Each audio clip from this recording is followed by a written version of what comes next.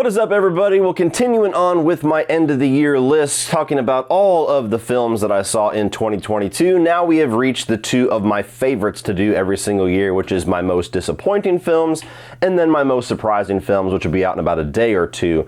And what I like about these videos is that it's not strictly just the worst films of the year, the best films of the year. It's a little bit more customized to my taste, which is which movies did I have a certain expectation for that they fell the furthest from, or vice versa, which films did I not have any expectations for that totally shocked me. And so today, talking about the most disappointing films of 2022. These aren't necessarily the worst of the year, though some of them certainly are. Some of them I would actually say are good movies, but they just should have been so much more as far as what I expected from them. So let me know down below in the comments what your most disappointing films of 2022 are. And with that being said, we'll kick this off with number 10. And this one for me is going to be Studio 666. Now, this was a movie that wasn't necessarily on my radar for a long time. It started to kind of pop up and I started to see it advertised about maybe the month before it released, but I'm a massive Foo Fighters fan and I love the genre that they're going after, horror comedy, a little bit of Evil Dead in there. It just seemed like this was a movie that was quite literally made for me. As I said whenever I discussed it previous in my horror ranking of the year, which you should check out, that this was a movie that I was absolutely the target audience for. Every single checkbox that they were going for, I was like, me, me, me, me, me. And when I finally saw the film, it was just very disappointing for me. It didn't seem to have strong enough written humor. The horror stuff, while having some pretty good practical gore effects occasionally, wasn't as intense of the horror that I would have liked. The story itself about this, this haunted studio that the Foo Fighters are going into, and Dave starts to become kind of possessed, and the demonic presence in him is really pushing this record. Like, it just felt like it should have been more. It should have stood out more. It should have had more of an impact. And so the horror, the comedy, the Foo Fighter stuff, it just all felt like half measures to me, which sucks because this should have been one of my biggest surprises of the year. This should have been in my top 15 or so, and it just wasn't. It's a movie that I probably will forget as soon as 2022 is over, which it is over. Okay, I'm a liar. Number 9 is going to be Jordan Peele's Nope. Now, I'm somebody that still has a lot of admiration for Get Out. I still think that's one of the best horror films to come out in the last number of years. Us, I was extremely disappointed in. The more that I watch it, the less that I like it. I think the overall concept is good, but it just gets so bogged down in the metaphors and the symbolism and the undercurrent story that he's telling. And so I was really hoping that Nope was going to lean more into what he accomplished with Get Out, and it fell somewhere in the middle. I do think that it's a better film than Us. It is a movie that I would like to rewatch more than I wanted to rewatch Us. I love kind of blockbuster alien invasion movies, like Signs is one of my favorite films of all time. So any new modern take on that, I'm always really interested in. Performance-wise, the cast is awesome. Visuals, cinematography, it's immaculately shot. But yet again, like in Us, once you start to get the reveals, once you start to get a little bit of the answers, once it starts to answer some things in the back half, the back third of the film, the metaphors and the symbolism and the hidden meanings all start to take over the face value story. And I have no problem with symbolism and metaphors and hidden meanings, hidden messages, because I think that that's really fun to walk out of a movie that you enjoy and kind of dig through the rubble and discuss it with others. But this is a movie that, just like with Us, the more answers it starts to give, the more the logic of just the basic storyline starts to make no sense.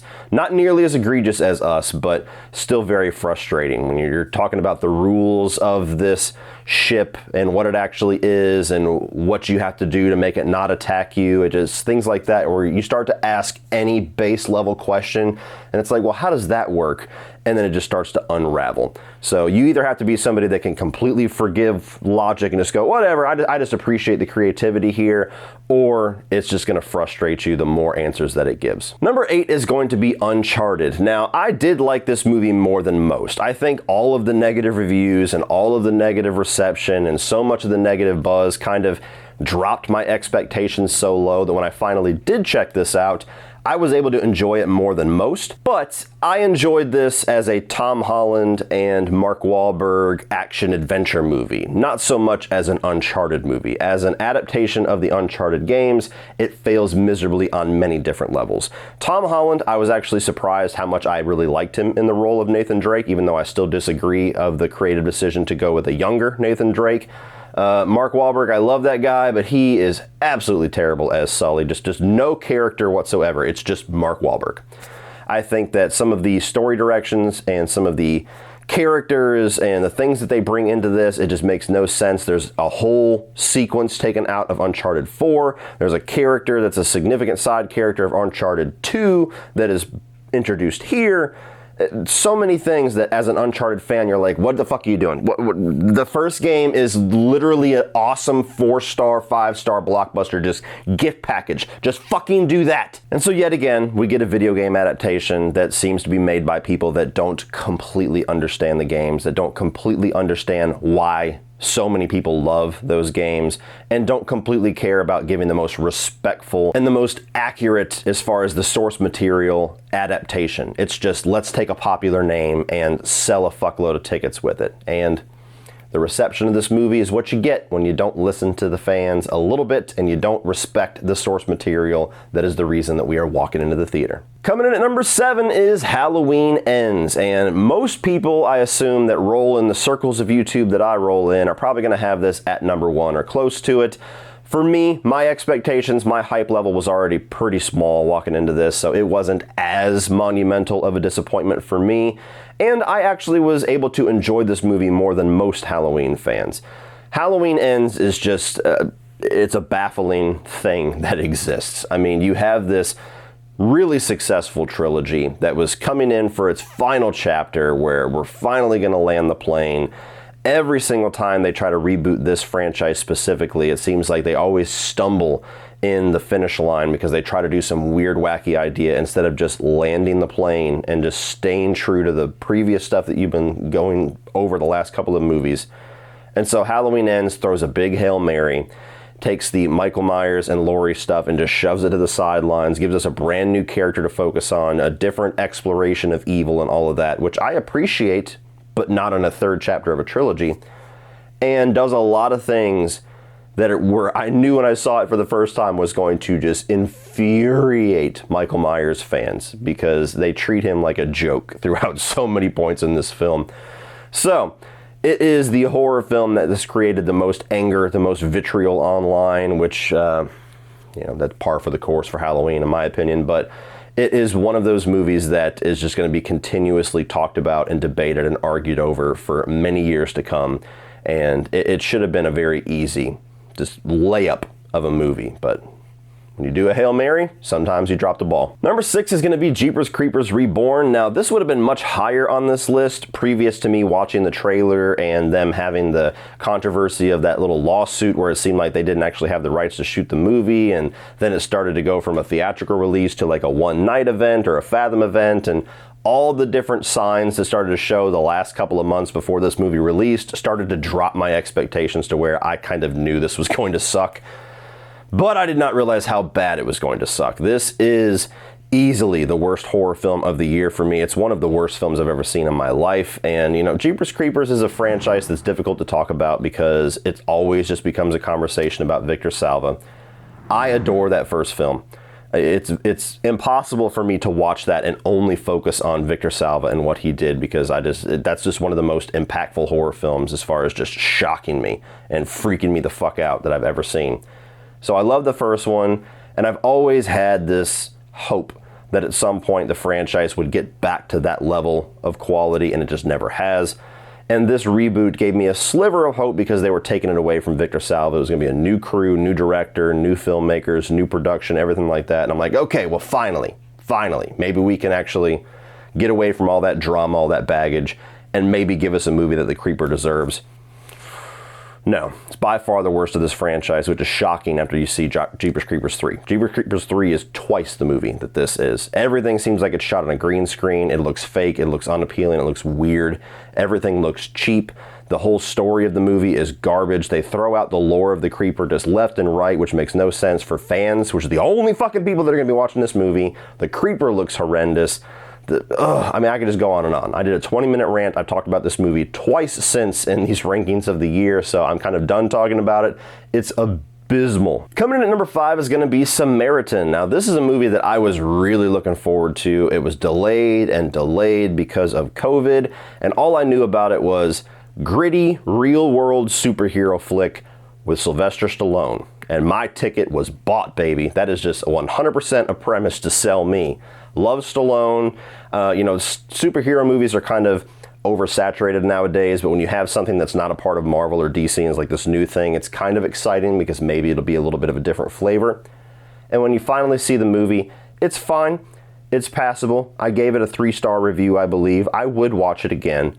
But unfortunately, they made the weird creative decision of taking this big element to the Sylvester Stallone character, and rather than exploring it through the movie and really making this movie stand out as something very unique, they frame it as a third-act plot reveal. And I hesitate to think of a plot twist in recent time that was more obvious than this. I mean, I called it within the first 4 minutes of the movie. And I hate saying that because it makes it sound like I'm just sucking my own dick, like I'm so smart, but it's just legitimately, there was an image on screen and I went, I wonder if they're going to do that to his character. Is that what, I don't know. And all throughout the movie, I'm like, oh yeah, that's the only card they have left to play. And when they finally revealed it, I'm like, yeah, no shit. You showed your hand so early, movie.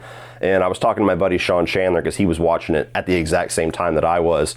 And I was hesitating to message him, but as soon as the movie was over, I was like, hey, how long did it take you to figure out that plot twist? And he was like, 5 minutes. I'm like, oh, okay, so it's not just me.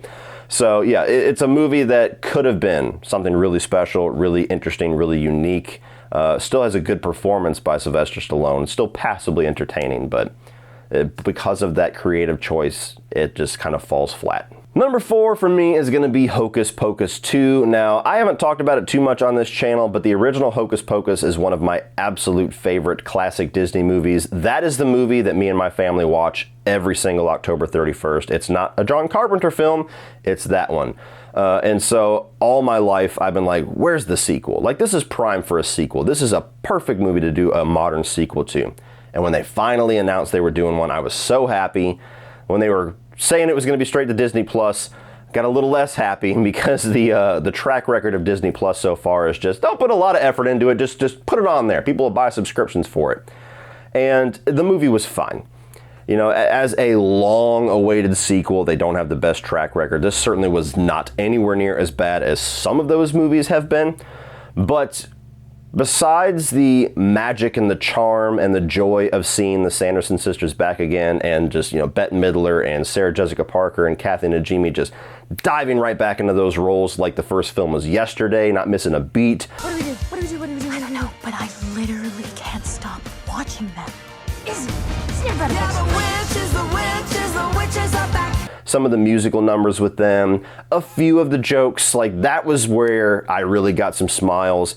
The overall story, the main protagonist characters, they just completely fell flat. They weren't anywhere near as good or as interesting or as entertaining as the first film.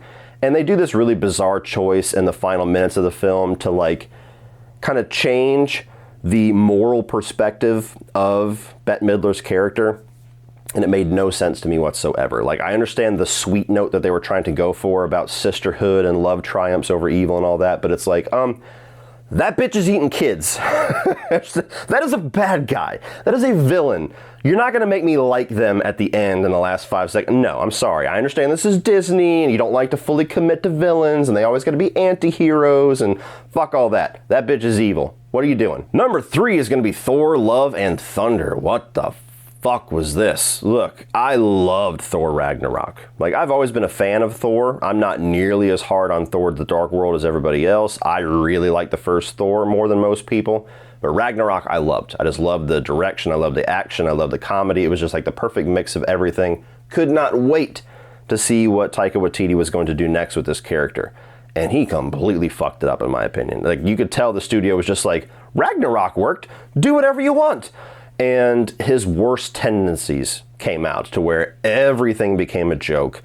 even the MCU itself. I mean, you got self-referential jokes about the Infinity War snap where it was genocide, quite literally, of the entire universe, and they're like, fuck it, let's just turn that into a little silly joke about a snow cone company.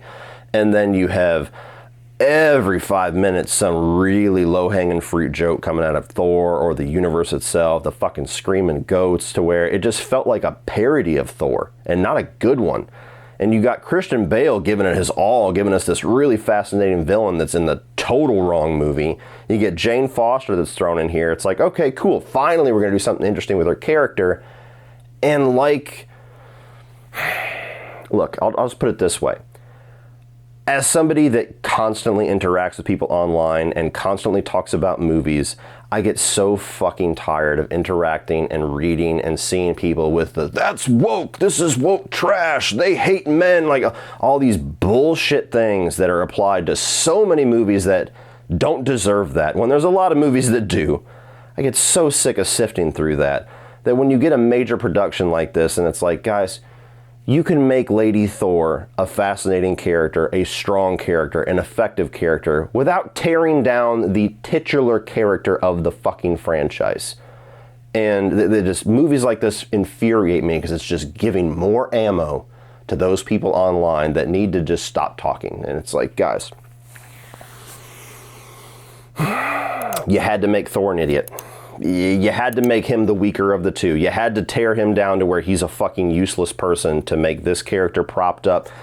Do you have any idea how quickly that is going to be spun? Fucking infuriates me. But nonetheless, just even without that stuff, it's just a movie that failed on almost every level for me. And as of right now, it is my least favorite film in the MCU. Number 2 is Jurassic World Dominion.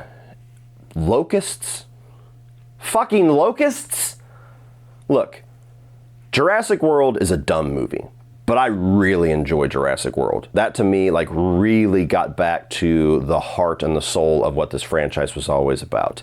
So I really enjoyed that. Was not a big fan of Fallen Kingdom, but it wasn't like this gigantic shit bomb. It just took it into directions that I didn't really appreciate so much.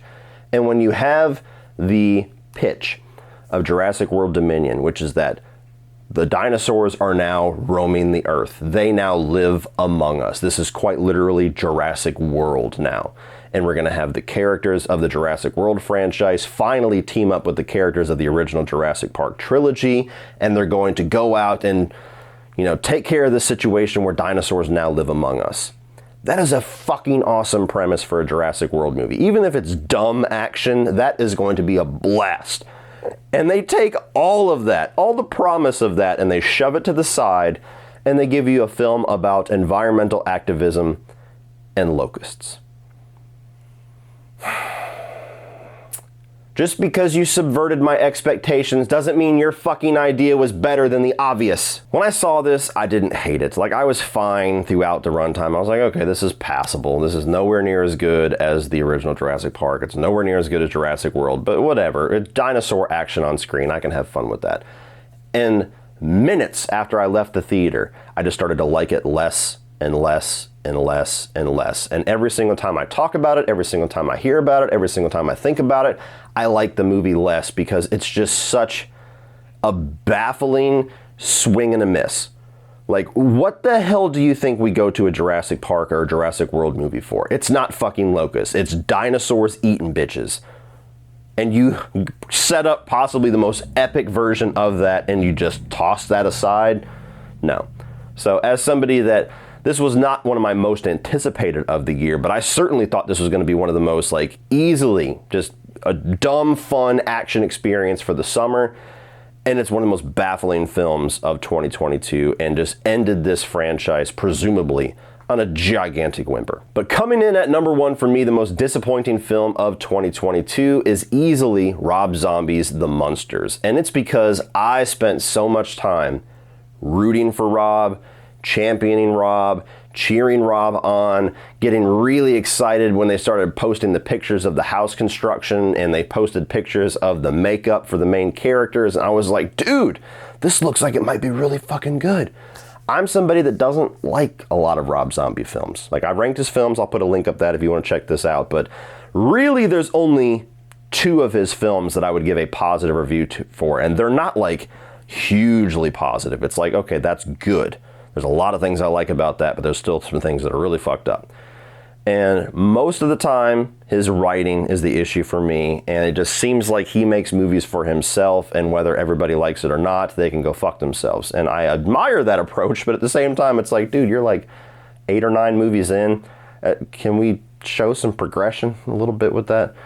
And you get to the monsters, and as soon as we got that first trailer, my hopes and dreams just all the way down to the floor, because where I thought this was going to be something where he takes his really obvious love for this property and his love for that era, and is going to take all of his best tendencies as a director and finally do something that is just like, here is me. Here is me as a filmmaker. This is my love, my passion. This is everything of me, giving you something that I love. And it just seemed like, yet again, his writing, his direction, his humor, his storytelling just completely shit the bed for this one, to where you watch it and it doesn't feel like it's appealing to old school Monster fans. It doesn't feel like it's appealing to people that have never seen the Monsters before, that are watching it for the first time in Rob Zombie's format. It's made to be PG like the original TV show, but for the purpose of appealing to families. And my kids and my wife didn't get into this movie at all. They're okay, this is weird, this is boring. It's just like, who is this for besides Rob Zombie? And yet again, I sit here and I'm going, oh, you were that close. You had it all right there, dude. Like, far be it for me to tell you what to do with your movies. It's your art, it's whatever. You do what you want. But it's like, come on, this was the time for you to prove everybody wrong, and all you did was prove them right. And so I don't know why Universal gave him the money for this film. Even just the release strategy for it, going straight to Netflix with no press, no theatrical release, it not even being a pilot for a TV series, which is what it feels more like. It just, everything about this from top to bottom is just baffling to me. And so yet again, you get another Rob Zombie film that had all the promise in the world, had all the opportunity in the world, and just becomes a film that most people really disliked. Alright guys, well that's it for this one. If you want to check out the playlist of all of my end of the year rankings so far, I'm going to put that over here, as well as all of the movies that I have reviewed in 2022, quite a few of them. Please like and share this video, hit that subscribe button so you don't miss my most surprising films of the year, and my best of the year, and my ranking of all of the 2022 new releases, which I'm approaching about 80 movies. Please subscribe so you don't miss any of that, and as always, remember, opinions are like assholes, but that doesn't mean you have to be.